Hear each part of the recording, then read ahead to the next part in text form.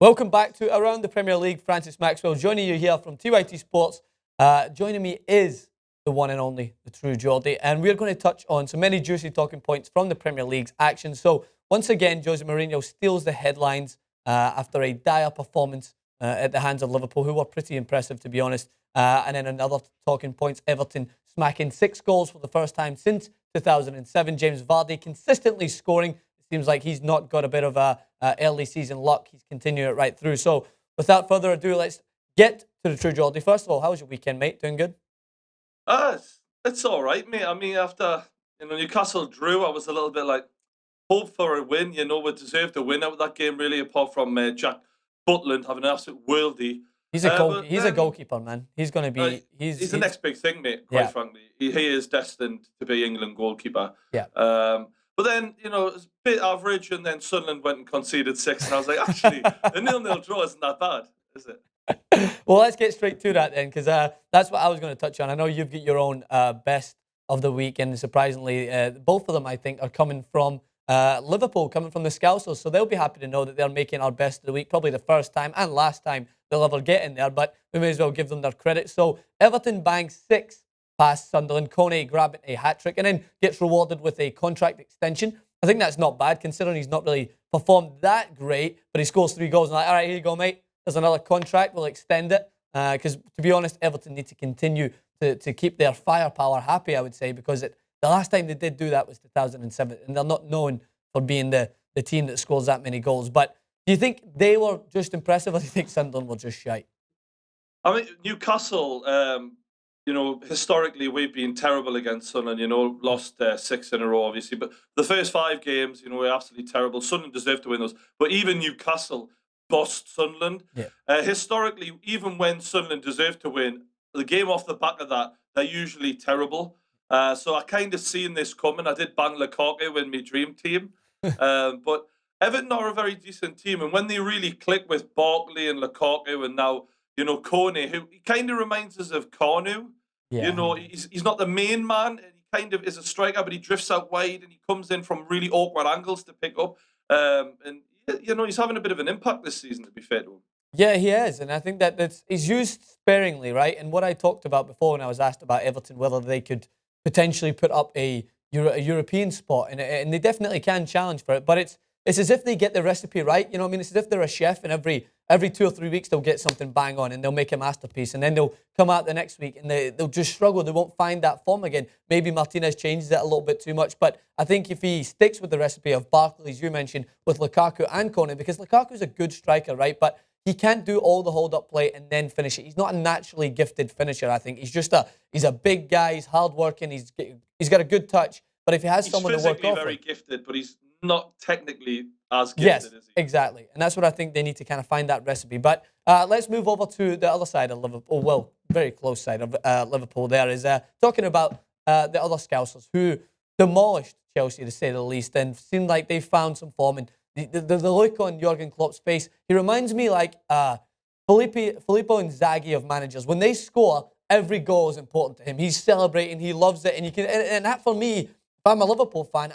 I'm getting pumped for that. I'm watching him and I'm thinking, all right, this guy's got the passion. He's not Brendan Rodgers who's just going to go, we'll get good character. We don't need to worry about the goals. No, you need to worry about the goals. You need to be passionate about your team. And I think that it's so funny because you've got the 2 ends of the spectrum right there. You've got Jurgen Klopp, who came from a similar disaster to what Chelsea are suffering, but he never lost his persona as a manager. And we'll touch on that in a minute. But how impressive are Liverpool to you? Well, it's ironic because the point that you've just touched upon is that Brendan Rodgers is the more calm manager, Yeah. whereas Klopp is the more aggressive, more, a real football fan. He's celebrating as if he's just scored himself. When you look at the teams, under Liverpool, under Brendan Rodgers, Liverpool would panic a lot. Yeah. They really would panic. Whereas this time round, even though they've got the more aggressive, emotional manager, when they went to goal down against Chelsea, didn't panic at all. Yeah. Very calm. Let's just get the ball back, lads. Let's just keep passing around. With Firmino as that false 9, they retained possession so well in that game. When the goal came, they went 1-1. Fantastic start of the second half. Only 1 team in it. And they really... what surprised me is we've seen so many classic, the Champions League games between Chelsea and Liverpool. Epic, really hotly contested games.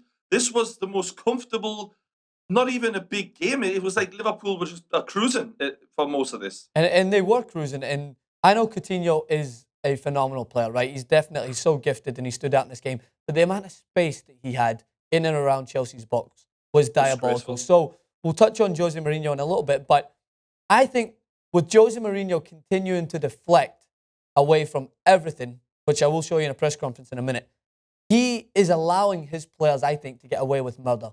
Like watching John Terry for their second goal. I've talked about this now several times on different platforms, whatever.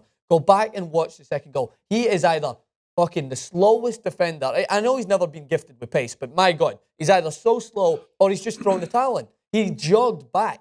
And by the time he got back, he couldn't position himself to make a tackle. And Coutinho just found space and put it into the corner. Now, that either speaks volumes about him not standing with his manager and he's just done, or he's really past it, which in either could be true. So let's touch on first Jose Mourinho. Speaking of jogging, though, mate, I'm not going to talk about jogging and not mention Cesc Fabregas, who he seems like a part-time footballer, full-time jogger. I mean, lazy isn't the word, is it? Bloody hell. Yeah, they all don't look as if they look just defeated already, and they're not playing for the manager. No, that's what. I think he is kidding himself on. Yes, the fans might still be shouting your name, Jose, but it's not the fans that's going to get you the 3 points, mate. It is the players, and he obviously didn't have much to say. So let's take a look at his post-match press conference. Jose, a 3-1 defeat after a fabulous start. The game just got away from you there. I have nothing to say. Nothing to say about the game at all? Nothing. I have nothing to say. Nothing to say about the Lucas decision that left him on the pitch? Nothing to say. I have nothing to say. The Costa clash? I have nothing to say. I'm so sorry, I have nothing to say. Do you not think it's time to have a chat to the fans just to give them some message, give them indication of your thinking? The fans are not stupid. We heard them chanting your name. The fans are not stupid. You did say before this game that you weren't worried. Are you a little bit more worried now? No. Worried about what? Your future, your own position at the club, the backing of the board? No. Nothing about the game at all? No individual performance you'd like to pick out? No. Nothing about the performance going ahead? Nothing. Nothing about the way we could fix it? I cannot say. Thank you for your time, Jose. Thank you. Reactions? I can imagine Jose Mourinho, right after that, he gets in the car and he puts the CD on and he goes, "Don't speak, I know what you think, so please stop explaining. Don't tell me because it hurts." Like, he's literally like, not speaking at all, is he? What the fuck's that about? Do you know what he reminds me of, right? I don't know how I'm going to pull this reference off, but Barack Obama, before he came into power for the presidency, looked like a vision of youth, a vision of hope. And then after about 6 or 7 months, he looked like that job had just taken away his life. His hair got a little bit grayer. His face got a little bit sadder. The wrinkles started to be more prominent. Mourinho looks so fucking stressed. Like, this is a guy that's almost been exemplary in everything he's done. His hair's always been on point. He's always been dressed sharp. Like, he's there, his tie's all undone. He's like, I have nothing to say. Fuck this. Like, that's basically what I'm saying right there. So he looks distraught now. He's kept up this persona that, and it's part of what's made him so successful. Obviously, he learned the tactics and everything from working with Bobby back in the day, Sir Bobby Robson. But this persona, he's built this up as a shield of protection for himself from the real Jose Mourinho. We get the manager, this fake, but this isn't the real him. But the real him sits at home and has a cup of tea or whatever, and he's talking to his wife like, "I'm fucking sick of these cunts." You know? He's being honest, but Yeah. It's getting harder and harder every week as the frustration builds. Keep being this fake person, this actor that he portrays, and you can see that he's at the point of where he's actually going to break soon if they carry on playing like that, and he keeps on having to haul off Eden Hazard in the 50 odd minutes of the game. Yeah, it's going to happen. Exactly, and that's where I think the fans just need to hear something that speaks to them, that they are aware that something's going to change or something needs to be installed. So that's why I wanted to go back to the point I mentioned. You have Jurgen Klopp there and you have Jose Mourinho on the side. Jurgen Klopp's Borussia Dortmund were in a very similar situation at the beginning of last season. If you remember, people were tipping them for a relegation battle in Germany. They were struggling. But not once did that team ever seem to be disfigured. They seemed united with each other. They seemed like they were playing for the jersey. They were struggling at games sometimes, but the hard work and the effort was still there. Jurgen Klopp would always come out and say, you know, we're trying. We understand that things just aren't going the same way this year, and that's the same thing. They had better excuses. Yeah, you know, exactly. They are losing Lewandowski. They're losing Goethe, and you know Royce is injured. And they have genuine excuses. This is a fully fit top side here. We're talking Champions League semi-finalists. We're talking Premier League winners, and it's quite simply John Terry, Cahill, Fabregas, Matic, Hazard, Costa. They're just not playing for the manager. Full stop. And that's why you look at it tactically and you think, right, if you're not going to address anything through your words, if you're not going to share what the problem is, then why not go back to what you're best at? And that's changing things tactically. If you're not going to get the best out of Matic and Fabregas, why not play a 4-4-2? Why not put Loic Remy up top with Diego Costa and just be a little bit more attacking? Why not pack your midfield with people like Ramirez, who's going to work his ass off, and take out the Fabregases and Matic, and then swap out John Terry and Cahill? You have Kurt Zouma in the back there. I think Ivanovic is a better centre-back than he is a right-back. Anyway, you have some players that, even against Stoke, they at least, some of the young guys that they brought on, that they looked like they were fighting for their lives, and they looked like they were fighting for that game. I can't understand this, mate. Everything you're saying is so true. And one thing I've always thought about Jose Mourinho is, yes, he gets in the mind of the players and he gets them to walk through fire for him. Yeah. But tactically, he's always been a very good tactician. I mean, he's annihilated Wenger for years on years on years. Yeah. And it seems like he's run out of ideas in that sense. And we're all talking about the media circus of, will he talk about this? How about make a fucking substitution that's actually going to change the team up? Make a change your style, change your formation. You know, play some of the younger players in. Give some people a chance who haven't been getting the chance that they deserve. Yeah. It's bizarre. I'm going to throw this to you, Jordan, just to let our imagination run wild. What do you think Arsene Wenger does at every press conference he sees of Jose Mourinho just blow up or walk away? I can imagine he records it and just waits and then comes home with his French boutique or a croissant and just sits there and just watches it like this. It must be very satisfying for all of his enemies, but the bottom line is Jose Mourinho's won a damn sight more than Arsene Wenger has in the last I know, true. That's still the same thing. Even as bad as it's going, football is one thing I've learned about football in the past few years is it's amazing you can have someone riding so high, like Brendan Rodgers was getting spoken about as the next great manager. You know, we've lost Alex Ferguson, and here comes this young manager who seems to be taking Liverpool to a title. All right, it didn't happen. And then within a season and a half, his name is worse than dirt.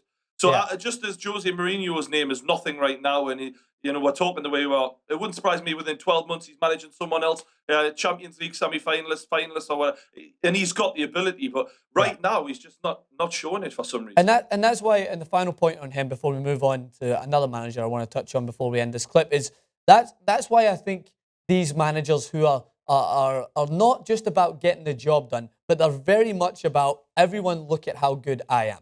And everyone, like, he's always sung his own praises, we know that. So it's no surprise that when things don't go right, people will take a little bit of enjoyment, especially the media, in touching on this, especially when you're not answering questions. And this speaks volumes for how managers who come into the Premier League, who are all about the tactics and everything, it's no surprise they come under so much scrutiny. Like Louis van Gaal, he'll talk about how his tactics will change Manchester United, how he's managed the best teams in Germany and he's got success.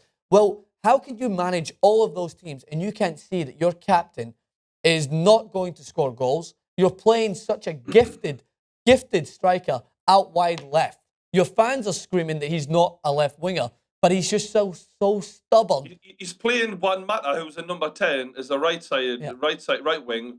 Martial, who's blistering pace and creativity, should be played centrally to really direct him where he needs to be. And then he's given Wayne Rooney a spot in the team purely as a name. Wayne Rooney shouldn't be in centre midfield, number 10, out wide, and striker should be on the bench. Yeah. But the main problem I have with Louis van Gaal is it's such a cautious style he plays. And when you and I have both watched Man United for the last 20 years and seen fast wingers, goals galore, Paul Scholes create, and now Manchester United are in the bottom two sides in the Premier League for chance creation. That is, after hundreds of millions of pounds, I don't care who you are or what you think, that's a disgrace. Yeah, absolutely. And it's no surprise why Paul Scholes comes out and says, I wouldn't have fucking wanted to play in that team. It's not a team that looks enjoyable to play in. Boring. And it is and it's a comment to Louis van Gaal. He shouldn't even be focusing on comments like that, but it's his ego that he responds and he gets upset and he babbles on about some shite. I don't know what he's smoking before these press conferences, Well, but it's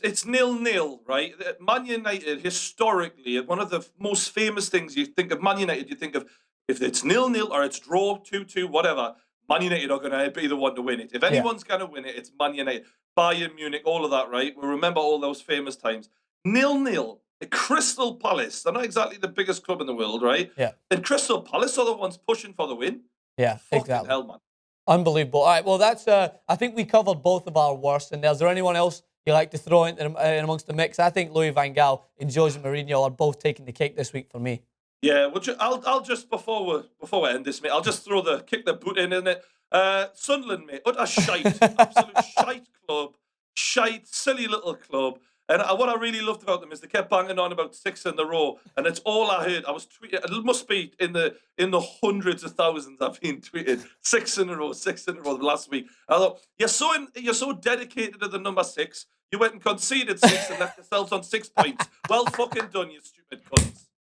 Oh, imagine you set a light Twitter with that comment. I'm going to have to go and research and check that out. All right, well, as always, it's been great having the Geordie on. We've got plenty more clips coming your way, so do not go anywhere. Subscribe to his channel, and congrats, mate, your gaming channel for past 100,000 views. That's awesome. Thanks, mate. Taking over YouTube, so stay tuned for that. And as always, come back again.